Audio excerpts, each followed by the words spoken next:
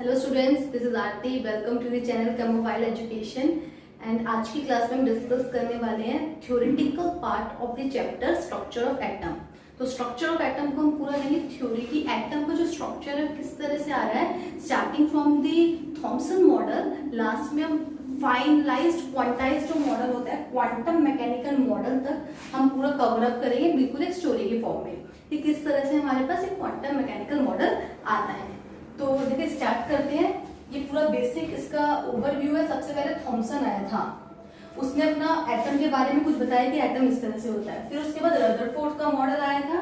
Rutherford model भी फिर fail हो गया था। उसके नेक्स्ट आया था हमारे पास बोहर्स मॉडल। बोहर्स मॉडल को स्टडी करने के लिए wave nature of electromagnetic radiations, Planck quantum theory, black body radiations, photo electric effect, इनको स्टडी करना पड़ता है। इनको स्टडी करने के बाद हम एक कंक्लूजन पे पहुंचे थे। वो कंक्लूजन था dual behaviour of electromagnetic radiation. तो इस कंक्लूजन को अच्छे से पढ़ना पड़ेगा। इस कंक्लूजन को यूज करके फिर हम बोहर्स का मॉडल पढ़ेंगे, बोहर्स कम एटॉमिक मॉडल। ठीक है, बोहर्स के मॉडल में भी कुछ प्रॉब्लम्स थी, जिस वजह से हम लास्ट पढ़ते हैं क्वांटम मैकेनिकल मॉडल, जो सबसे फाइन मॉडल है जिसको हम आज यूज करते हैं। और उसको पढ़ने के लिए बोहर्स की जो प्रॉब्लम्स थी उनको रेक्टिफाई करने के लिए हिंसबर्ग अनसर्टेनिटी प्रिंसिपल आया। हिंसबर्ग अनसर्टेनिटी प्रिंसिपल के स्टेटमेंट ने बोहर्स के जो मॉडल के जो कुछ पॉइंट्स थे उनको क्या किया था, कॉन्ट्राडिक्ट किया था। ठीक है, जिस वजह से ये मॉडल फेल हुआ था। और हमारे पास आज क्या है, क्वांटम मैकेनिकल मॉडल सबसे फाइन मॉडल प्रेजेंट है।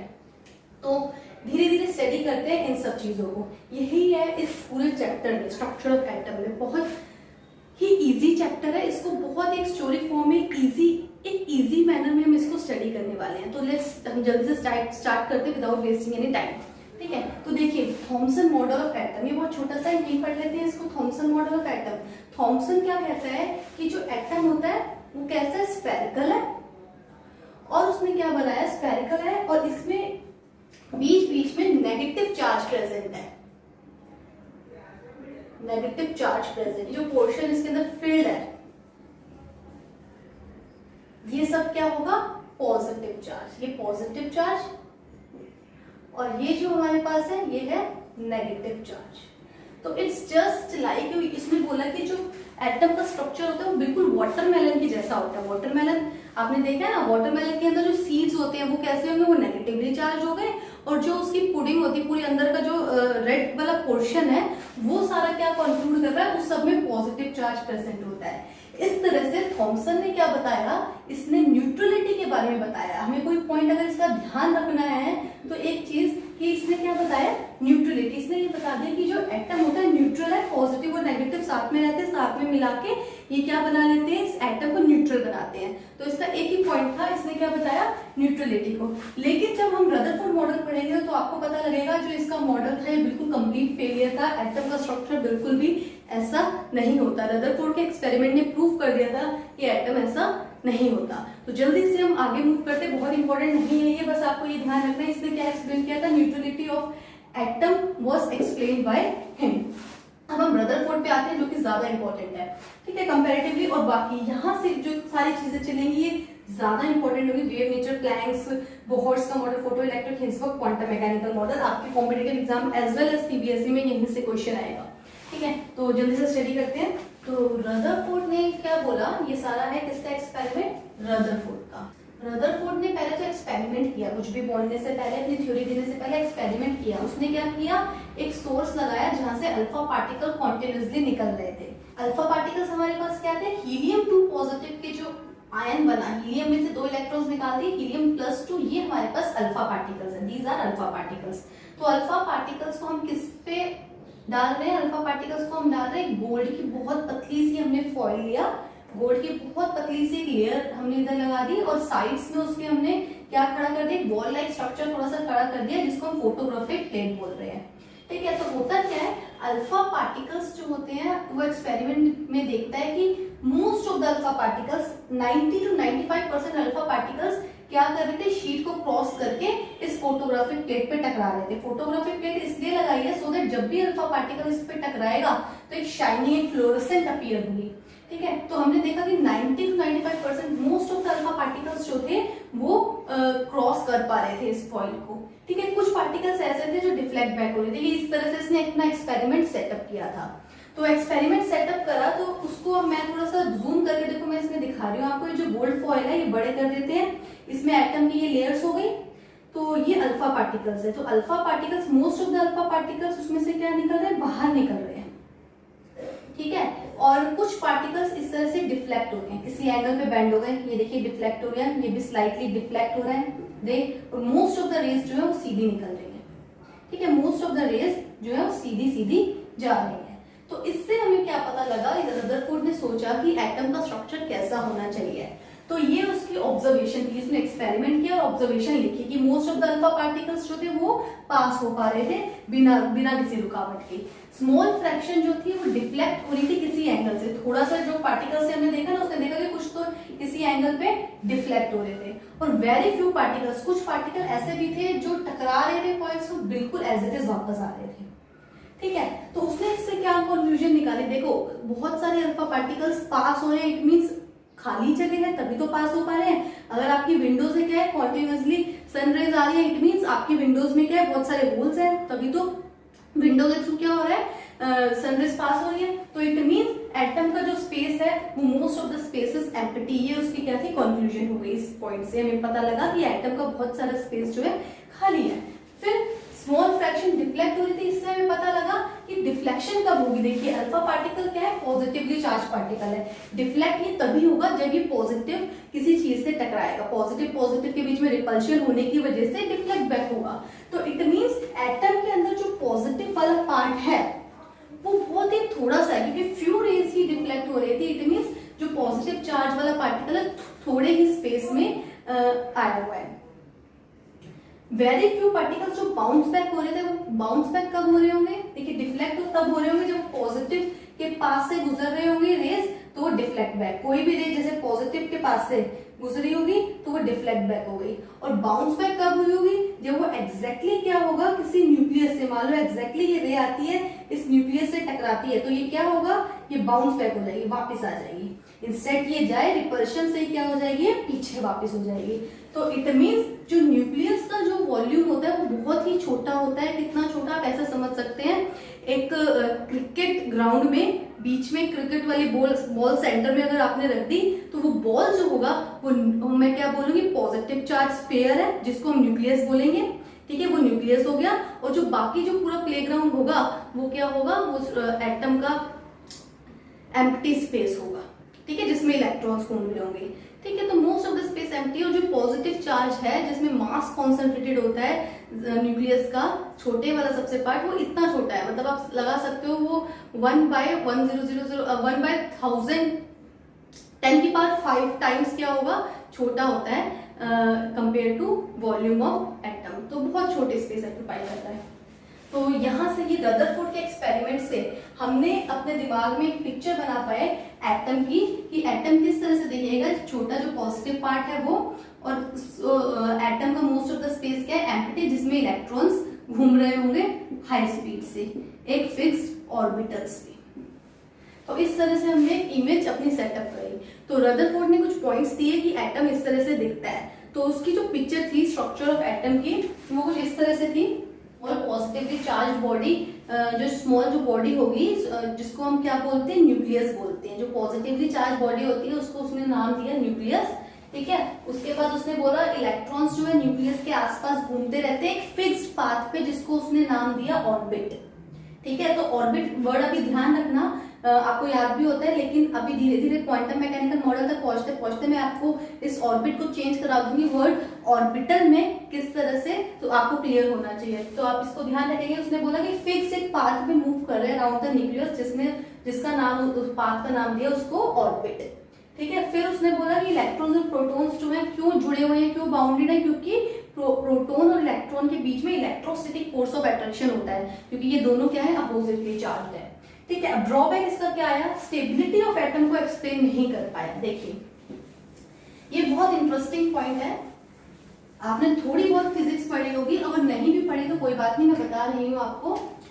मैक्सवेल नाम का एक साइंटिस्ट था, मैक्सवेल बोलता है अगर कोई भी चार्ज पार्टिकल, जैसे इलेक्ट्रॉन चार्ज पार्टिकल है, अगर ये एक्सेलरेट कर रहा है, अगर ये एक्सेलरेट कर रहा है तो उस एक्सेलरेटिंग चार्ज, चाहे पॉजिटिव चार्ज हो चाहे नेगेटिव चार्ज हो, कोई भी चार्ज पार्टिकल अगर एक्सेलरेट करता है, मूव कर रहा है, एक्सेलरेट कर रहा है कॉन्टिन्यूसली, तो वो क्या करेगा, इलेक्ट्रोमैग्नेटिक रेडिएशंस उसको एमिट करनी चाहिए। तो जो इलेक्ट्रॉन है it must emit electromagnetic radiation, उसको एमिट करनी चाहिए कॉन्टिन्यूसली। और अगर वो इलेक्ट्रोमैग्नेटिक रेडिएशन को एमिट करेगा तो उसके अंदर लॉस ऑफ एनर्जी होगा, ठीक है। जैसे एटम में इसने रदरफोर्ड ने बोला कि इलेक्ट्रॉन जो है अराउंड न्यूक्लियस कॉन्टिन्यूसली एक फिक्स पाथ पे मूव कर रहा है, तो इट मींस इलेक्ट्रॉन कर रहा है एक्सेलरेट। तो एक्सेलरेट कर रहा है तो फिर ये भी इलेक्ट्रोमैग्नेटिक रेडिएशंस को क्या करेगा, एमिट करेगा। इलेक्ट्रोमैग्नेटिक रेडिएशंस को अगर ये एमिट करेगा तो इसमें से क्या होगा, एनर्जी का क्या हो जाएगा, लॉस हो जाएगा इलेक्ट्रॉन में से। और अगर एनर्जी का लॉस हो रहा है फिर तो इसको अपना पाथ छोटा कर देना चाहिए, अभी थक गया है ना, तो इलेक्ट्रॉन एनर्जी का लॉस हो गया, तो अभी बड़ा सर्कल ना लगाने की बजाय इसको छोटा सर्कल लगाना चाहिए, बीच में न्यूक्लियस, तो और धीरे धीरे कॉन्टिन्यूसली एमिट करता रहेगा एनर्जी, क्योंकि एक्सेलरेट तो कर ही रहा है कॉन्टिन्यूसली एनर्जी एमिट करते करते पाथ छोटा होता रहेगा और इवेंचुअली इसको न्यूक्लियस के अंदर आके मिल जाना चाहिए। फिर तो structure of atom he collapse हो गया, कुछ भी स्टेबल नहीं है, स्ट्रक्चर ऑफ एटम कोलैप्स हो जाएगा तो एटम ही एग्जिस्ट नहीं करेगा, तो फिर हमारे आसपास कुछ भी एग्जिस्ट नहीं करेगा, ठीक है, क्योंकि everything is made up of matter, matter किससे बना हुआ है, एटम से, तो इसे तो एटम का स्ट्रक्चर फेल हो रहा है, स्टेबिलिटी को एक्सप्लेन नहीं कर पा रहा है रदरफोर्ड। इसकी स्टेबिलिटी को एक्सप्लेन किया तो बोहर्स ने, पर बोहर्स मॉडल तक पहुंचने से पहले हमें कुछ पॉइंट स्टडी करने पड़ेंगे, Planck's quantum theory, electromagnetic radiation और फोटो इलेक्ट्रिक इफेक्ट, इन सबको पढ़ने के बाद हम एक कंक्लूजन पे पहुंचेंगे जिसको मैं ड्यूअल बिहेवियर बोल रही हूँ। ड्यूअल बिहेवियर के बाद हम केपेबल होंगे बोहर्स मॉडल को स्टडी करने के लिए। तो हम जल्दी से स्टार्ट करते हैं, पढ़ना है अबाउट इलेक्ट्रोमैग्नेटिक रेडिएशंस। तो मैक्सवेल नाम का एक साइंटिस्ट था, वो बोलता है कि कोई भी अगर चार्ज पार्टिकल एक्सेलरेट कर रहा है, मूव कर रहा है, तो वो हमेशा क्या करता है, इलेक्ट्रोमैग्नेटिक रेडिएशंस एमिट करता है, प्रोड्यूस करता है, ठीक है। इलेक्ट्रोमैग्नेटिक रेडिएशंस क्या होती हैं, ऐसी रेडिएशंस हैं इनके पास वेव नेचर होता है। इलेक्ट्रोमैग्नेटिक रेडिएशन उसने बोला कि वेव की फॉर्म में ट्रेवल करती है, जिसमें इलेक्ट्रिक और मैग्नेटिक फील्ड परपेंडिकुलर होती है। देखिए मैंने 2D में इसको बनाने 3D में बनाने की कोशिश की है। ये हमारे पास हो गई मैग्नेटिक कंपोनेंट, तो दूसरा कंपोनेंट जस्ट उसके परपेंडिकुलर, ये भी वेव्स है। अगर ये हमारे पास इस तरह से है, ये मैग्नेटिक फील्ड इस तरह से मूव कर रही है, ऐसे मूव कर रही है हैंड्स के ऊपर, तो ये जो हमारे पास इलेक्ट्रिक कंपोनेंट है ये इस तरह से बोर्ड से आगे निकलता हुआ और ये पीछे, ये वाला जो पार्ट है बोर्ड को पीछे से क्रॉस करते हुए इस तरह से मूव करेगा, ठीक है। तो ये जो इलेक्ट्रिक और मैग्नेटिक जो कंपोनेंट होते हैं, मैग्नेटिक फील्ड होती है, ये आपस में परपेंडिकुलर हो गई, आपस में 90 डिग्री पे हो गई। ऑब्वियस है कि ये इस तरह से मूव कर रही है, ये मैग्नेटिक फील्ड इस डायरेक्शन में है, तो इलेक्ट्रिक फील्ड की डायरेक्शन इस तरह से, ये इस तरह से मूव कर रही है, तो 90 डिग्री पे हो गई। और ये दोनों ही क्या होती है, परपेंडिकुलर है, तो direction of propagation, direction of propagation क्या है, इस डायरेक्शन में मूव कर रही है, this is direction of propagation. तो ये दोनों ही क्या हो गई, 90 डिग्री पे हो गई डायरेक्शन ऑफ प्रोपोगेशन की। अच्छा, इनकी प्रॉपर्टीज होती है वैक्यूम में भी मूव कर सकती है, काफी सारे टाइप्स की इलेक्ट्रोमैग्नेटिक रेडिएशंस पॉसिबल होती हैं। तो किस तरह से, देखिए वेव नेचर है, तो हम वेव्स के बारे में बात कर लेते हैं। वेव्स का थोड़ा सा हमें आइडिया होना चाहिए, वेव्स किस तरह से पॉसिबल होती है। दिस इज वेव, ठीक है, थोड़ा सा मैं आपको आइडिया दे रही हूँ, ये वेव है, तो वेव में हमें क्या पता होना चाहिए, वेवलेंथ के बारे में पता होना चाहिए। वेवलेंथ जिसको हम लैम्डा से रिप्रेजेंट करते हैं, हमें फ्रीक्वेंसी के बारे में पता होना चाहिए, फ्रीक्वेंसी म्यू से रिप्रेजेंट कर रहे हैं हम इसे, ठीक है। एक टर्म आती है टाइम पीरियड, इसके बारे में कुछ कुछ छोटे छोटे पॉइंट्स है हमें पता होना चाहिए। तो देखिए वेवलेंथ क्या होती है, बहुत सिंपल सी चीज है। अगर मैं कोई वेव लेती हूं, यहां से इसके जो क्रेस्ट से इस तरह से मेजर कर सकते हैं, दो क्रेस्ट के बीच का डिस्टेंस, ठीक है, ये ऐसे ले सकते हैं। दो क्रेस्ट जो हमारे पास एक पहाड़ से दिख रहे हैं हमें, इनके बीच का डिस्टेंस, या मैं ऐसे भी, हम कोई स्टूडेंट यहाँ से मेजर कर रहा है तो यहाँ से भी ये एक वेव की लेंथ होगी, ठीक है। अगर मैं एक वेव को कंसिडर करती हूँ, दिस इज वन वेव, तो यहाँ से यहाँ तक जो इसकी लेंथ होगी, दिस इज वेवलेंथ लैम्डा, ये एक वेव की लेंथ होगी, ठीक है। अच्छा, अब इसमें ये वेवलेंथ होगी। फ्रीक्वेंसी के बारे में, फ्रीक्वेंसी क्या होती है, किसी पर्टिकुलर पॉइंट से कितनी वेव्स पास, इस पॉइंट से कितनी वेव्स पास कर पा रही है पर सेकेंड, किसी पर्टिकुलर पॉइंट से पर सेकेंड कितनी वेव्स पास कर पा रही है, तो number of waves passing through a point पर सेकेंड वो क्या होता है, फ्रीक्वेंसी होता है। तो फ्रीक्वेंसी को आई होप सब समझ पा रहे हैं। तो फ्रीक्वेंसी क्या होगा, number of waves, frequency is number of waves passing through a point पर सेकेंड। तो पर सेकेंड वर्ड इज इंपॉर्टेंट। तो नंबर ऑफ वेव्स का तो कोई फॉर्मूला नहीं है, देखो नंबर ऑफ वेव्स का तो कोई यूनिट नहीं होता, number of waves divided by time, क्योंकि पर यूनिट टाइम है ना, कि पर यूनिट टाइम इस पॉइंट से कितनी वेव्स पास कर रही होगी, तो जो इसकी यूनिट आती है वो टाइम के यूनिट्स में आएगी। टाइम की यूनिट क्या होती है, सेकेंड्स, तो इसकी यूनिट क्या होगी, सेकेंड इनवर्स हम इसे लिखेंगे। इसको क्या लिखेंगे, सेकेंड इनवर्स। और सेकेंड इनवर्स को हम हर्ट्ज भी बोल सकते हैं, सेकेंड इनवर्स और hertz. This is SI unit. Frequency ध्यान रखेंगे, वेवलेंथ ध्यान रखेंगे और बाकी सारी चीजें हम इसके ऊपर डिटेल में पढ़ेंगे। वेव के बारे में कुछ चीजें क्लियर होनी बहुत जरूरी है। वेव जो इलेक्ट्रोमैग्नेटिक रेडिएशंस है, इलेक्ट्रोमैग्नेटिक रेडिएशन की जो स्पीड होती है वो वैक्यूम में कोई भी टाइप की इलेक्ट्रोमैग्नेटिक रेडिएशन हो, एनी टाइप, किसी भी टाइप की, जिसमें वेवलेंथ छोटी हो, बड़ी हो, फ्रीक्वेंसी कम हो, ज्यादा हो, तो उसकी स्पीड वैक्यूम में हमेशा क्या होती है, कांस्टेंट, सेम वैल्यू की होती है। और जो सेम वैल्यू है वो कितनी है, 3 × 10⁸ मीटर पर सेकेंड। इतनी स्पीड से लाइट मूव कर सकती है, 3 × 10⁸ मीटर कवर करेगी पर सेकेंड में। तो ये आपको ध्यान रखना है। स्पीड ऑफ लाइट या इलेक्ट्रोमैग्नेटिक रेडिएशन की स्पीड सी से हम लिखते हैं, कांस्टेंट होती है। और जो सी होता है, ये जो कांस्टेंट वैल्यू है, किसके बराबर होती है, प्रोडक्ट होती है फ्रीक्वेंसी इनटू वेवलेंथ। कोई भी एक वेव लेंगे, उसकी फ्रीक्वेंसी और वेवलेंथ को मल्टीप्लाई करेंगे तो कांस्टेंट आ जाएगा। इसको हम ऐसे भी लिख सकते हैं, फ्रीक्वेंसी जो होती है c/λ। तो आप ध्यान रखेंगे, फ्रीक्वेंसी और लैम्डा में क्या होता है, इनवर्स रिलेशन होता है। जिसकी वेवलेंथ लंबी होती है, बड़ी होती है, उसकी फ्रीक्वेंसी क्या होती है, कम। जिसकी वेवलेंथ कम होती है, उसकी फ्रीक्वेंसी क्या होती है, ज्यादा होती है। और फ्रीक्वेंसी जो है वो डायरेक्टली रिलेटेड होती है एनर्जी से। एनर्जी और फ्रीक्वेंसी में डायरेक्ट रिलेशन है। जितनी ज्यादा फ्रीक्वेंसी होगी, मतलब जितनी वो तेज क्रॉस करेगी, पास करेगी, जितनी तेजी से मूव करेगी, जितनी फ्रीक्वेंसी उससे ज्यादा होगी, एनर्जी उतनी ही ज्यादा होगी। ठीक है। और वेवलेंथ क्या हो जाएगी, उतनी ही कम। वेवलेंथ क्या हो गई, इनवर्स। इस पॉइंट को आप हमेशा ध्यान रखेंगे for solving the theoretical questions. Theoretical questions तभी सॉल्व हो पाएंगे। एनर्जी जो होती है डायरेक्टली प्रोपोर्शनल है फ्रीक्वेंसी। फ्रीक्वेंसी जितनी ज्यादा होगी उतनी ही एनर्जी क्या होगी, ज्यादा होगी। और फ्रीक्वेंसी ज्यादा तो वेवलेंथ ऑफ कोर्स उसकी कम होगी ही होगी। ठीक है, तो इस चीज को आप ध्यान रखेंगे। अब देखिए, बहुत अलग अलग टाइप की वेव्स पॉसिबल है। उन वेव्स को हमने डिवाइड किया हुआ है एक स्पेक्ट्रा, उसको बोलते हैं हम स्पेक्ट्रा, जिसमें हमने अलग अलग वेव्स और फ्रीक्वेंसी को देखते हैं। तो देखिए, वेवलेंथ, ये गामा रेज, ये हमारे पास गामा रेज, फिर एक्स रेज, यूवी, फिर visible, IR, microwaves, radio waves, long waves. जिस तरह हम जब इस डायरेक्शन मूव कर रहे हैं, देखिए लैम्डा की वैल्यू दे रखी है, लैम्डा जब हम इधर मूव कर रहे हैं तो लैम्डा क्या होगा, इधर इंक्रीज होता जा रहा है। देखिए 10⁻16 लिखिए आप इधर, 10⁻16 से कितना होता जा रहा है, 10⁻0। और इधर वेवलेंथ कितनी होगी, 10⁸ मीटर होती है लॉन्ग वेव्स की वेवलेंथ, लास्ट वाले की। तो बेसिकली वेवलेंथ क्या हो रही है, इधर इंक्रीज हो रही है। एज वेवलेंथ इंक्रीजेस, इधर वेवलेंथ इंक्रीज हो रही है, वेवलेंथ इंक्रीज हो रही है, तो फ्रीक्वेंसी क्या होगी, इधर डिक्रीज होगी, हो भी रही है ऐसा। 10⁻24 इधर डिक्रीज होते होते लास्ट में 10⁻0 हर्ट्ज हो रही है। तो जैसे जैसे वेवलेंथ डिक्रीज होती है, फ्रीक्वेंसी क्या हो रही है, इस साइड पे डिक्रीज हो रही है। तो मैं कह सकती हूँ इस साइड पे जो एनर्जी है वो क्या होती जा रही है, डिक्रीज हो रही है। तो सबसे ज्यादा एनर्जेटिक कौन सा होगा, गामा रे सबसे ज्यादा एनर्जी की होती है। ये क्रॉस कर सकते हैं और हार्मफुल भी होती है। एक्स रेज भी इसीलिए हार्मफुल होती है क्योंकि इनके अंदर एनर्जी ज्यादा है, इनकी फ्रीक्वेंसी ज्यादा होने की वजह से ये पेनिट्रेट कर जाती है ह्यूमन बॉडी को और हार्म करती है ऑर्गन्स को। Then UV rays, then visible rays. ये विजिबल जो पोर्शन है, ये कलर वाला रीजन है जिसमें आपको कलर दिखते हैं। इतने बड़े स्पेक्ट्रा में बस ये छोटा सा ही रीजन है जिसमें आपको कलर दिखते हैं। जो आपको सारे कलर्स दिख रहे हैं, इस तरह से मैं आपको बता सकती हूँ, 400 to 750 तक एक्सटेंड कर रहा है नैनोमीटर। 10⁻⁹ नैनोमीटर मतलब होता है 10⁻⁹ मीटर। ठीक है, इतना इसका रीजन होता है। विबग्योर, जो आपका विबग्योर आता है, VIBGYOR,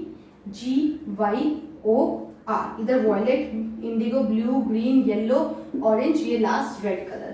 तो इस साइड भी आप देखिए रेड की वेवलेंथ लंबी होती है, आपने अपनी लोअर क्लासेस में पढ़ा हुआ है, हम सिग्नल्स रेड से शो करते हैं बिकॉज ये लंबी होती है सो दैट दूर तक लोगों को रेड कलर का सिग्नल दिख सके कि भाई रुक जाओ, रेड लाइट पे हम यूज करते हैं ना। तो इस तरह से ये ब्लू कलर क्या होता है, इसकी वेवलेंथ कैसी होती है, छोटी होती है, तो इसलिए स्प्रेड ये बहुत ज्यादा होता है, इसलिए स्काई का कलर ब्लू होता है। ये सब आप पढ़ते आए हैं इस रीजन को। तो आप समझ गए होंगे कि इस साइड पे रेड की वेवलेंथ क्या होती है, लंबी, और फ्रीक्वेंसी क्या होती है, इधर डिक्रीज हो रही है। फ्रीक्वेंसी वेवलेंथ लंबी तो फ्रीक्वेंसी क्या हो जाएगी, डिक्रीज, और एनर्जी क्या होती है, कम। तो इस तरह से ये ऑर्डर होता है। अलग अलग रिलेशन हो गए हमारे पास फ्रीक्वेंसी और वेवलेंथ को लेके, जो आपको एग्जाम में अप्लाई करा सकते हैं बहुत सारी चीजों में।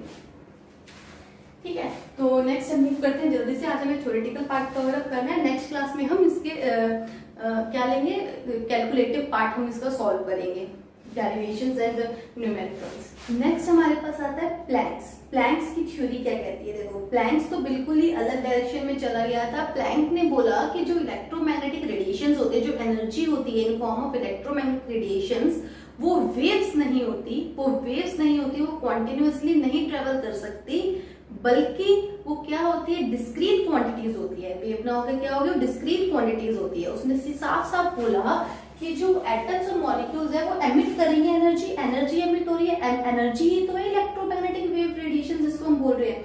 तो एनर्जी जो एमिट होती है, जो एब्सॉर्ब होती है, वो कॉन्टिन्यूअसली नहीं हो पाती, वो डिस्क्रीट मैनर में होती है। डिस्क्रीट मतलब अलग अलग, ठीक है, अलग अलग मैनर में होती है।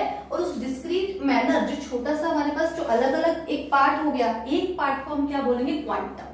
तो उसने साफ साफ बोला कि एनर्जी जो है एमिट हो रही है, एब्सॉर्ब डिस्क्रीट मैनर में हो रही है। उसने साफ साफ बोला कि नॉट कॉन्टिन्यूअसली, कॉन्टिन्यूअसली कुछ काम नहीं हो पा रहा, कॉन्टिन्यूअसली नहीं हो पा रहा, नॉट कॉन्टिन्यूअसली, कॉन्टिन्यूअसली बिल्कुल भी नहीं हो रहा। जो वेव्स जैसे इस तरह से कॉन्टिन्यूअसली ट्रेवल कर रही है, एनर्जी जो हम बोलते हैं कि वो ट्रेवल कर रही है in form of waves, continuously. Waves तो कॉन्टिन्यूअस होगी ना, तो कॉन्टिन्यूअसली नहीं, वो स्मॉल पैकेट्स की फॉर्म में करती है। डिस्क्रीट मैनर तो यही होगी ना कि स्मॉल पैकेट्स की फॉर्म में करती है, और उस स्मॉल पैकेट को हम क्या बोलते हैं, क्वांटम। ये क्या है, स्मॉल जो पैकेट है, स्मॉल पैकेट ही हो गया ना, स्मॉलेस्ट क्वांटिटी ऑफ एनर्जी, जो स्मॉलेस्ट क्वांटिटी ऑफ एनर्जी उसने उसको बोल दिया क्वांटम। फॉर एग्जाम्पल, जैसे आप सपोज करो मार्केट जाते हो टॉफीज खरीदने, तो आपको जो शॉपकीपर होगा वो कहेगा कि टॉफीज, तो वो पूरी टॉफीज देगा, ठीक है। सपोज आपने 10 टॉफीज खरीदी, लेकिन आप कहते हो भाई शॉपकीपर से मुझे तो 5.5 दे दो, 5 प्लस हाफ टॉफी दे दो। तो हाफ टॉफी का कोई कंसेप्ट नहीं है, वो कहेगा नहीं, खरीदनी है तो पूरी टॉफी मिलेगी, आधी तोड़ के वो नहीं देगा। तो जो सबसे छोटे क्वांटिटी होगी वो एक टॉफी को आप समझ सकते हो, एक क्वांटा है। क्वांटा आप तो पूरा टॉफी की, एक टॉफी ले सकते हो, 2 टॉफी ले सकते हो, 3 ले सकते हो, 4, 5, 6, जितनी भी टॉफीज लेनी है, तो एक टॉफी क्या हो जाएगी, एक क्वांटा होगा, सबसे छोटी फॉर्म होगी, पैकेट होगी वो एनर्जी की, उसको क्वांटा बोल दिया। ऐसा नहीं आप कहते हो कि आप इसको क्रश करके थोड़ी थोड़ी दे दो, आप ऐसे नहीं कह सकते कि हाफ दे दो टॉफी, ठीक है, या 3/4 दे दो, 3/4 दे दो, नहीं ऐसे नहीं बोल सकते कि हाफ टॉफी दे दो फिर हाफ दे दो, ऐसे नहीं होगा, और इस तरह से नहीं चलेगी, वो पूरा आपको पैकेट ही मिलेगा। तो इस तरह से उसने बोला कि जो एनर्जी जो होती है वो एमिट होगी, ऐसे एनर्जी भी इसी तरह से एमिट होगी, कॉन्टिन्यूअसली नहीं हो सकती, वो डिसकॉन्टिन्यूअसली डिस्क्रीट मैनर में होगी in form of packets of energy. और सबसे छोटे पैकेट का नाम उसने क्वांटम रख दिया, फोटोन भी बोलते हैं स्मॉलेस्ट क्वांटिटी ऑफ एनर्जी को, ठीक है। तो यहीं से हमारे पास आता है smallest quantity of energy. Mathematically उसने बोला E = h न्यू, ठीक है, ये प्लैंक्स ने दिया था। ये स्मॉल एक, ये क्या होता है, energy of 1 photon, energy of 1 photon, photon या एनर्जी ऑफ 1 क्वांटम, ठीक है। अगर आपको n फोटोन्स की निकालनी है तो फॉर्मूला होगा NH न्यू। ये क्या हो जाएगा, नंबर ऑफ फोटोन्स, क्लियर है। तो n हमारे पास इस तरह से ये फॉर्मूला हो जाएगा, न्यूमेरिकल्स में यूज होगा। आप ये मैथमेटिकल चीजों से ज्यादा डील नहीं कर रहे, ठीक है। आगे चलते हैं। प्लैंक्स की ये थ्योरी थी, प्लैंक्स ने बिल्कुल उस वेव थ्योरी को नेग्लेक्ट कर दिया। अच्छा, इस थ्योरी का फायदा क्या हुआ, हम क्यों पढ़ते हैं, हम एक इफेक्ट पढ़ने वाले हैं, photo electric effect. Photo electric effect तभी एक्सप्लेन कर सकते हैं जब हम माने कि हाँ प्लैंक सही है, कि एनर्जी जो है इन फॉर्म ऑफ पार्टिकल की फॉर्म में जा रही है, मतलब एनर्जी का कैसा नेचर है, पार्टिकल नेचर। तो प्लैंक्स के अकॉर्डिंग एनर्जी का नेचर कैसा है, इस कंक्लूजन तो यही मिली कि पार्टिकल नेचर है, प्लैंक कहता है एनर्जी का कैसा नेचर है, इसने साफ साफ बोला कि पार्टिकल नेचर होता है। अब पार्टिकल नेचर से फायदा क्या होता है, तो नेक्स्ट थ्योरी हम पढ़ने वाले photo electric effect. Photo electric effect क्या है? Photo electric, photo means light, electric मतलब है इलेक्ट्रॉन का इजेक्शन, ठीक है। तो किसी पर्टिकुलर मेटल पे, ध्यान से सुनना, किसी पर्टिकुलर मेटल M पे अगर मैं किसी फ्रीक्वेंसी की लाइट डालती हूँ तो इलेक्ट्रॉन जो निकलता है, इलेक्ट्रॉन इजेक्ट हो रहा है एटम से, उसको हम बोल रहे हैं फोटो इलेक्ट्रिक इफेक्ट। अब देखिए क्या ये इलेक्ट्रॉन अपने आप किसी भी फ्रीक्वेंसी की लाइट डालने पे इजेक्ट हो जाएगा, ठीक है। अगर कम की डालेंगे तो क्या होगा, ज्यादा की डालेंगे तो क्या होगा, क्या क्या पॉसिबिलिटीज है वो हमें देखना है। तो देखिए सबसे पहले ध्यान देंगे कि जैसे ही हम कोई भी फ्रीक्वेंसी की, किसी पर्टिकुलर फ्रीक्वेंसी की लाइट अगर हम मेटल पे डालते हैं तो इलेक्ट्रॉन इजेक्ट होता है इंस्टेंट, कोई टाइम लैग नहीं होता, इंस्टेंट वो इजेक्ट हो जाएगा एकदम से, कॉन्टिन्यू एकदम से क्या हो जाएगा, इलेक्ट्रॉन बाहर निकलेगा। और नंबर ऑफ इलेक्ट्रॉन्स कितने निकलेंगे, नंबर ऑफ इलेक्ट्रॉन्स इजेक्टेड हो किस चीज पे डिपेंड करेंगे, इंटेंसिटी ऑफ लाइट। इंटेंसिटी मतलब कितनी वेव्स आ रही है, एक वेव आ रही है, 10 वेव्स आ रही है, 20 आ रही है, 1000 आ रही है, 2000, 3000, नंबर ऑफ वेव्स कितनी मेटल के ऊपर स्ट्राइक कर रही हैं उस पर डिपेंड करेगा कि कितने इलेक्ट्रॉन्स, 10, 15, 20, 1000, करोड़, कितने इलेक्ट्रॉन्स बाहर निकल रहे हैं, ठीक है। अच्छा, अब किस पर्टिकुलर फ्रीक्वेंसी की डालें, देखिए हर किसी मेटल के लिए एक पर्टिकुलर फ्रीक्वेंसी होती है म्यू नॉट, भाई एक हर किसी मेटल के लिए अपनी स्ट्रेंथ होती है। हर कोई मेटल, आयरन बोलेगा मुझे कम से कम इतना फ्रीक्वेंसी की लाइट डालो तभी मैं बाहर निकलूंगा, ठीक है, मैं ज्यादा स्ट्रॉन्ग हूँ। कोई और है, मान लो सोडियम है या कोई और मेटल है, सोडियम बोलेगा कि मेरे पे इतनी की डाल दो, 10 की डाल दो, मैं बाहर निकल जाऊंगा। आयरन बोलेगा मेरे को तो चाहिए 1000 की, मैं ज्यादा स्ट्रॉन्ग हूँ तभी मैं जस्ट बाहर निकलूंगा। तो हर किसी मेटल के लिए एक पर्टिकुलर फ्रीक्वेंसी होती है जिसको हम क्या बोलते हैं, थ्रेशोल्ड फ्रीक्वेंसी, जिसको हम क्या बोल रहे हैं, थ्रेशोल्ड फ्रीक्वेंसी म्यू नॉट डालनी पड़ेगी तभी वो बाहर निकलेगा, ठीक है। तो केस 1, अगर हम म्यू नॉट फ्रीक्वेंसी से कम की लाइट डालते हैं, जो हम लाइट डाल रहे हैं फ्रीक्वेंसी की, उसकी जो फ्रीक्वेंसी है म्यू नॉट से कम है, तो इलेक्ट्रॉन जो है निकलने से मना कर देगा, नो फोटो इलेक्ट्रिक इफेक्ट। ध्यान रखना, नो फोटो इलेक्ट्रिक इफेक्ट, कोई इफेक्ट नजर नहीं आएगा। सेकंड, अगर हम जस्ट क्या कर रहे हैं, जो हमारी फ्रीक्वेंसी है वो इक्वल टू म्यू नॉट ही है, थ्रेशोल्ड फ्रीक्वेंसी के बराबर, इतनी तो एनर्जी चाहिए और उतनी ही हमने डाली, तो जस्ट क्या होगा, इलेक्ट्रॉन इजेक्ट आउट होगा, तो जस्ट इलेक्ट्रॉन इजेक्ट हो जाएगा, फोटो इलेक्ट्रिक इफेक्ट दिख गया, ठीक है। अब थर्ड केस है, अगर ये फ्रीक्वेंसी जो हम डाल रहे हैं वो ज्यादा हो जाएगी म्यू नॉट से, तो देखिए अगर फ्रीक्वेंसी ज्यादा हो जाएगी म्यू नॉट से तो उसकी इसकी एनर्जी क्या होगी, कोरोस्पोंडिंग इसकी एनर्जी होगी एच न्यू, और म्यू नॉट की हमें एनर्जी की जो रिक्वायरमेंट है ई नॉट, वो कितनी हो जाएगी, एच न्यू नॉट। तो जो एक्स्ट्रा एनर्जी होगी E minus E naught, extra energy क्या हो जाएगी, ई माइनस ई नॉट, तो this is delta E, extra energy. तो ई जो ई माइनस ई नॉट इधर आ जाएगा, वो किस में चली जाएगी, काइनेटिक एनर्जी ऑफ इलेक्ट्रॉन, जो भी एक्स्ट्रा एनर्जी होगी इलेक्ट्रॉन उसको लेके बहुत स्पीड से मूव करेगा, तो जो भी स्पीड होगी एज काइनेटिक एनर्जी, जो इलेक्ट्रॉन में काइनेटिक एनर्जी आएगी, स्पीड आएगी इलेक्ट्रॉन में, वो किस वजह से आती है, अगर हम एक्स्ट्रा एनर्जी डालते हैं देन द थ्रेशोल्ड एनर्जी। तो आप ध्यान रखेंगे कि हमारे पास फॉर्मूला बन गया E is equals to E naught, जो एनर्जी हम डाल रहे हैं, ये एनर्जी हम डाल रहे हैं फ्रीक्वेंसी, एनर्जी हम कितनी डाल रहे हैं इसके लिए, एच म्यू, ठीक है, दिस इज एनर्जी। तो एनर्जी जो है वो किसमें इंपार्ट होगी, पहले तो इलेक्ट्रॉन को निकालने के लिए खर्च होगी, और जो एक्स्ट्रा बच जाएगी वो इलेक्ट्रॉन काइनेटिक एनर्जी बन जाएगी इलेक्ट्रॉन की। तो इस तरह से एनर्जी का क्या हो रहा है, कंजर्वेशन हो रहा है, जो डाल रहे हैं एनर्जी सारी यूज हो रही है, ठीक है। H nu is equals to H nu naught plus half M V square, mass of electron, velocity of electron, ठीक है। मास ऑफ इलेक्ट्रॉन आप जानते ही हैं, ठीक है, 9.1 इंटू 10 की पावर माइनस 31 kg। इस तरह से आप क्या करेंगे, हम इसको कर सकते हैं। ध्यान रखेंगे नंबर ऑफ इलेक्ट्रॉन्स कितने इजेक्ट होंगे वो डिपेंड करेगा number of waves, intensity of light क्या है, ठीक है। इस बात पे बिल्कुल डिपेंड नहीं करता कितने इलेक्ट्रॉन्स इजेक्ट होंगे, ये चीज इस बात पे डिपेंड नहीं करती कि फ्रीक्वेंसी कितनी स्ट्रॉन्ग आ रही है, फ्रीक्वेंसी कितनी कम या ज्यादा है, फ्रीक्वेंसी पे डिपेंड नहीं करेगी, वो डिपेंड करेगी इंटेंसिटी ऑफ लाइट पे, ठीक है। फ्रीक्वेंसी कम ज्यादा करने से क्या होता है, इलेक्ट्रॉन की स्पीड कम ज्यादा हो जाएगी, ठीक है। फ्रीक्वेंसी को इंक्रीज करने से इलेक्ट्रॉन की स्पीड ज्यादा होती है, बस।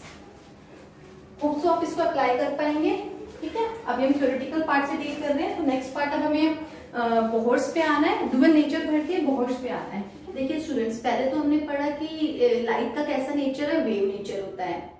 अब हम प्लैंक ने बता दिया उसका तो पार्टिकल नेचर है। फोटो इलेक्ट्रिक इफेक्ट इस बात को प्रूव भी करता है। अब फोटो इलेक्ट्रिक इफेक्ट होगा ही नहीं अगर हम मानेंगे नहीं कि लाइट का पार्टिकल नेचर है। भाई वेव्स थोड़ा ना इलेक्ट्रॉन को बाहर निकाल सकती है, कोई चीज धक्का देगी, पार्टिकल ही धक्का दे सकता है जिसमें मास हो, ठीक है। तो कोई चीज अगर स्ट्राइक करेगी मेटल को, वो इलेक्ट्रॉन को बाहर निकाल पा रही है एटम से, तो ऐसा तो कोई पार्टिकल ही कर सकता है, ठीक है। तो अब साइंटिस्ट के लिए बहुत ही कंफ्यूजन वाली सिचुएशन हो गई, क्योंकि कुछ ऐसी चीजें थी, ब्लैक बॉडी रेडिएशन, ये हमने नहीं पढ़ा लेकिन black body radiation, photo electric effect, ये जो दो इफेक्ट्स है और बहुत सारे ऐसे इफेक्ट प्रूव करते थे कि लाइट का जो है पार्टिकल नेचर है, पार्टिकल नेचर इज मस्ट, ठीक है। और बहुत सारे ऐसी चीजें थी, ये आप एक्सपेरिमेंट इंटरफेरेंस एंड डिफ्रेक्शन या फिजिक्स में पढ़ते हैं, 12th क्लास में पढ़ेंगे। तो ये कुछ ऐसे एक्सपेरिमेंट थे, ये प्रूव करते थे कि नहीं भाई जो लाइट का वेव नेचर बिल्कुल करेक्ट है, नहीं तो ये ट्रू प्रूफ नहीं होगा, ठीक है। और ये तो चीज ट्रू, ऐसा होता है, ऐसा भी होता है। तो दोनों जो है अलग अलग डायरेक्शन में जा रहे हैं। तो there is a state of confusion for scientist, scientist के लिए बहुत बड़ा डायलेमा आ गया कि लाइट का नेचर है कैसा, वेव है या पार्टिकल है। तो एट द एंड ये एक्सेप्ट करना पड़ा कि लाइट का जो है ड्यूअल बिहेवियर होता है। अभी हम ये मान के चलते हैं लाइट जो होती है ऐसा ही है, लाइट का क्या है, ड्यूअल बिहेवियर है। जब लाइट ट्रेवल करती है, जब लाइट ट्रेवल करेगी तो वेव की फॉर्म में ट्रेवल करेगी, अपना वेव नेचर ही लेती है। और जब वो किसी मेटल से स्ट्राइक करती है, अभी लाइट ट्रेवल कर रही है तो वेव नेचर है, जब ये किसी मेटल से स्ट्राइक करेगी या किसी भी चीज से इंटरेक्ट करेगी तब ये पार्टिकल नेचर लेती है। तो लाइट के पास क्या है, ड्यूअल बिहेवियर, वाइल ट्रेवलिंग इसका वेव नेचर आ जाता है, और जब ये किसी चीज से इंटरेक्ट कर रही है, किसी मेटल से क्या कर रही है, स्ट्राइक कर रही है, तब इसका पार्टिकल नेचर आ जाता है, जैसा कि हमने सीखा। तो ये सारी कंफ्यूजन थी, अब तक की बात ये थी। अब इसके बाद हम पढ़ेंगे बोहर्स मॉडल की बोहर्स ने क्या कहा, किस तरह से उसने स्टेबिलिटी ऑफ एटम को बताया, जो कि रदरफोर्ड नहीं बता पा रहा था। हमने इतना पढ़ लिया है कि इतना सफिशिएंट पढ़ लिया है कि अब हम एक्सप्लेन कर पाएंगे स्टेबिलिटी को इन बोहर्स मॉडल। बोहर्स मॉडल ने क्या बोला, electron moves in fixed path called orbit, same जैसा रदरफोर्ड ने बोला था कि इलेक्ट्रॉन फिक्स्ड पाथ पे मूव करते हैं जिसको हम ऑर्बिट बोलते हैं। अच्छा, यही जो पॉइंट है रीजन है फॉर द फेलियर, ये वाला फर्स्ट पॉइंट है, यही रीजन है for failure of Bohr's model. अभी आगे हम पढ़ेंगे, हिल्सबर्ग नाम का साइंटिस्ट आया, उसकी स्टेटमेंट ने, उसके प्रिंसिपल ने इस चीज को बिल्कुल ही कॉन्ट्राडिक्ट कर दिया, बिल्कुल मना कर दिया, ये तो बिल्कुल गलत बात है। तो यहाँ से बोहर्स का मॉडल फेल हुआ था। अच्छा, अब इसके मॉडल आया क्यों, इसने इसके सक्सेसफुल, इसका पॉइंट क्या था जो इसने दिया था, इसकी वजह से ये थोड़ा सक्सेसफुल था। Energy of electron does not change with time, इसने स्टेबिलिटी ऑफ एटम को बता दिया। इसने बोला कि जो एनर्जी होती है इलेक्ट्रॉन की वो टाइम के साथ चेंज ही नहीं होगी। क्यों चेंज नहीं होगी, इलेक्ट्रॉन तो मूव कर रहा है, एक्सेलरेट कर रहा है, चेंज हो जानी चाहिए। क्योंकि इससे पहले हम प्लैंक्स बाबा को पढ़ चुके हैं, प्लैंक्स ने बता दिया था एनर्जी लेवल्स जो होती है, एनर्जी जो होती है वो क्वांटाइज्ड होती है। इसने बोल दिया था कि एनर्जी चेंज नहीं होती टाइम के साथ। इससे पहले हम प्लैंक्स को पढ़ चुके हैं, प्लैंक्स ने बताया था कि एनर्जी जो होती है वो क्वांटाइज्ड फॉर्म में होती है, वो कॉन्टिन्यूअसली एमिट नहीं होती। तो प्लैंक्स की थ्योरी की वजह से, पार्टिकल नेचर की वजह से जो स्टेबिलिटी ऑफ एटम थी बोहर्स ने इजीली एक्सप्लेन कर ली, इसने फायदा उठाया। और साइंटिस्ट ऑफ प्लैंक्स ने बोला कि पार्टिकल नेचर है, इसने सोचा हाँ भाई पार्टिकल नेचर है, फिर तो एनर्जी जो है कॉन्टिन्यूअसली एमिट हो ही नहीं सकती। जब कॉन्टिन्यूअसली एमिट नहीं हो रही एनर्जी, जब फिर पार्टिकल इलेक्ट्रॉन एक्सेलरेट कर रहा है, कॉन्टिन्यूअसली तो कर ही नहीं सकता है एनर्जी एमिट, क्योंकि पार्टिकल नेचर होता है। तो कॉन्टिन्यूअस एमिशन करके ये इसके अंदर मर्ज हो ही नहीं सकता, क्योंकि कॉन्टिन्यूअस नहीं है, डिस्क्रीट फॉर्म में है। तो इसने बोला कि जो इलेक्ट्रॉन होता है वो अपनी ऑर्बिट में फिक्स्ड एनर्जी के साथ बैठा रहता है। अगर इसे हायर लेवल पे जंप करना है सपोज, ठीक है, अगर इस इलेक्ट्रॉन को हायर लेवल पे जंप करना है तो क्या होगा, सपोज करते हैं इसकी 10 जूल्स एनर्जी है, तो सपोज करते हैं इस वाले की ऊपर वाले लेवल की होगी 20 जूल्स, बाहर जाते हैं तो एनर्जी इंक्रीज होती है। तो सपोज करते हैं इसकी 20 जूल्स है, तो इलेक्ट्रॉन कहेगा जब तक मुझे 10 जूल्स एनर्जी नहीं मिलेगी, 10 जूल्स तो है ही, 10 जूल्स और चाहिए इसे ऊपर वाले लेवल पे जाने के लिए, जब तक इसे 20 जूल्स एनर्जी नहीं मिलेगी ऊपर नहीं जाएगा। ऐसा नहीं होता कि पहले थोड़ा सा ये 11 जूल्स लेके थोड़ा इधर आए, फिर 12 इधर लेके इधर आए, थोड़ा थोड़ा ऐसे खिसकता रहे, इस तरह से बिल्कुल नहीं होता। इसे जब तक 10 जूल्स नहीं मिलेगी ये ऊपर नहीं जाएगा। ये मीनिंग होता है क्वांटाइजेशन ऑफ एनर्जी लेवल का। तो इसने बात करी एनर्जी लेवल्स जो होते हैं वो क्वांटाइज्ड होते हैं, इसकी एनर्जी फिक्स्ड है, इसकी एनर्जी फिक्स्ड है, इसको ऊपर जाने के लिए फिक्स अमाउंट ऑफ एनर्जी चाहिए, थोड़े थोड़े कॉन्टिन्यूअसली कुछ नहीं होता, ये बात इसने बोली। तो ऐसे ही इलेक्ट्रॉन कॉन्टिन्यूअसली एमिट करके भी न्यूक्लियस में फॉल कर ही नहीं सकता, क्योंकि कॉन्टिन्यूअसली तो कुछ हो ही नहीं रहा। फिक्स अमाउंट ऑफ एनर्जी चाहिए ताकि ये क्या कर सके, नीचे आ सके और फिर और नीचे आके इसके अंदर मर्ज हो सके। और फिक्स अमाउंट ऑफ एनर्जी से नीचे आने के लिए चाहिए। जब तक वो fix amount of energy release नहीं करेगा वो लोअर लेवल पे इलेक्ट्रॉन नहीं आ सकता। बीच में कोई लेवल नहीं है, इनके बीच में जब कोई लेवल ही नहीं है तो फिक्स अमाउंट ऑफ एनर्जी को एब्जॉर्ब करेगा तब ऊपर जा सकता है, फिक्स अमाउंट ऑफ एनर्जी को रिलीज करेगा तब तो वो नीचे आएगा। जब तक वो फिक्स अमाउंट ऑफ एनर्जी को रिलीज नहीं करेगा वो नीचे नहीं आएगा, ठीक है। कॉन्टिन्यूसली वो कर नहीं सकता रिलीज, तो कोई पॉइंट ही नहीं है कि इलेक्ट्रॉन नीचे मर्ज हो जाए इसमें न्यूक्लियस में आके। तो इसने इस तरह से स्टेबिलिटी को बताया। कैसे बताया, इसने बोल दिया कि एनर्जी लेवल जो है क्वांटाइज्ड होते हैं, कॉन्टिन्यूसली एनर्जी एमिट नहीं होती, energy does not change continuously. ये पॉइंट है जो स्टेबिलिटी ऑफ एटम को एक्सप्लेन कर रहा है, जो अभी तक बाकी साइंटिस्ट नहीं कर पाए। इसने बोला भी इस लेवल की एनर्जी E मान लेते हैं, E1 इसकी एनर्जी E2 मान लेते हैं, तो E2 माइनस E1 किसके बराबर होगी, h न्यू के। तो डेल्टा E किसके बराबर आ जाएगा, h न्यू के बराबर आ जाएगा। एनर्जी हमें पता भी है, इतनी एनर्जी एब्जॉर्ब h न्यू की फॉर्म में एनर्जी एब्जॉर्ब करके ऊपर या नीचे जाएगा। फिर उसने बोल दिया angular momentum is quantized. Angular momentum आप पढ़ेंगे, एंगुलर मोमेंटम का फॉर्मूला होता है mvr। सिंस इलेक्ट्रॉन जो है रिवॉल्व कर रहा है, mvr क्या हो जाएगा, nh/4 पाई। तो देखिए ये n तो है इंटीजर हो गया, h/4 पाई कांस्टेंट टर्म हो गई, तो 1 2 3 ये वैल्यूज देगा 1 2 3। तो एंगुलर मोमेंटम जो है फिक्स है, 1 वैल्यू लेंगे तो कुछ फिक्स हो गया, 2 लेंगे तो फिर वो फिक्स हो गया। तो एंगुलर मोमेंटम भी क्या होगा, फिक्स वैल्यू ले रहा है, 1 इंटू h/4 पाई फिक्स हो गया, इतना हो सकता है, या 2 इंटू h/4 पाई तो फिक्स हो गया ना। जब वैल्यूज फिक्स हो जाती है तो वो क्वांटाइजेशन डिस्क्रीट क्वांटिटीज को बताती है, और डिस्क्रीट क्वांटिटीज को अगर बता रही है तो इट मींस एंगुलर मोमेंटम भी क्वांटाइज्ड है। इसको हम बोलते हैं क्वांटाइजेशन का प्रिंसिपल है। बोहर्ट्ज ने क्या किया था, कुछ फॉर्मूलेस भी दिए थे। रेडियस उसने बताया था फॉर हाइड्रोजन एटम के लिए n का स्क्वायर a0 की वैल्यू है 22.9। अगर n 1 रखेंगे तो फर्स्ट स्टेशनरी ऑर्बिट का रेडियस मिल जाएगा, which will be a0 radius of the first stationery state, ठीक है। एनर्जी की उसने वैल्यू दी थी RH इंटू 1/n का स्क्वायर। RH विडबर्ग कांस्टेंट की वैल्यू ये 2.18 इंटू 10⁻18 जूल्स। और हाइड्रोजन लाइक एटम्स के लिए जैसे हीलियम +1 जिसमें एक इलेक्ट्रॉन है, लिथियम +2, तो उनके लिए उसने फॉर्मूला दिया था E = -RH Z का स्क्वायर इंटू n का स्क्वायर, Z के स्क्वायर से मल्टीप्लाई हो गया और रेडियस के फॉर्मूले में Z से डिवाइड हो गया। तो ये कुछ चीजें उसने वर्क किया था हाइड्रोजन और हाइड्रोजन लाइक पार्टिकल्स। तो बोहर्ट्ज बाकी एटम्स के बारे में कुछ नहीं बता पाया था, उसका जो ऑर्बिट का कंसेप्ट था वो भी फेल कर दिया था हिंसबर्ग ने, जो आगे हम पढ़ेंगे, ठीक है।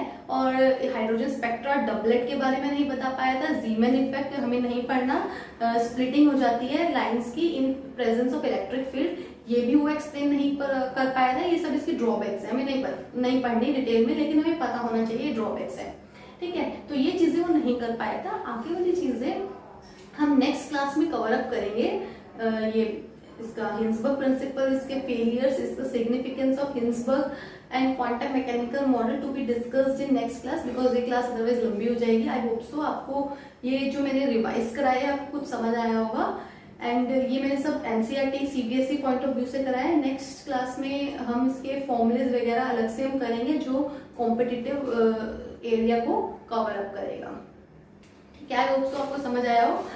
नेक्स्ट अगर आपको क्लास अच्छी लगी तो प्लीज आप लाइक सब्सक्राइब कर दीजिए, और please share as possible as you can, जितना आपसे पॉसिबल आप इसको शेयर कीजिए प्लीज। Thank you.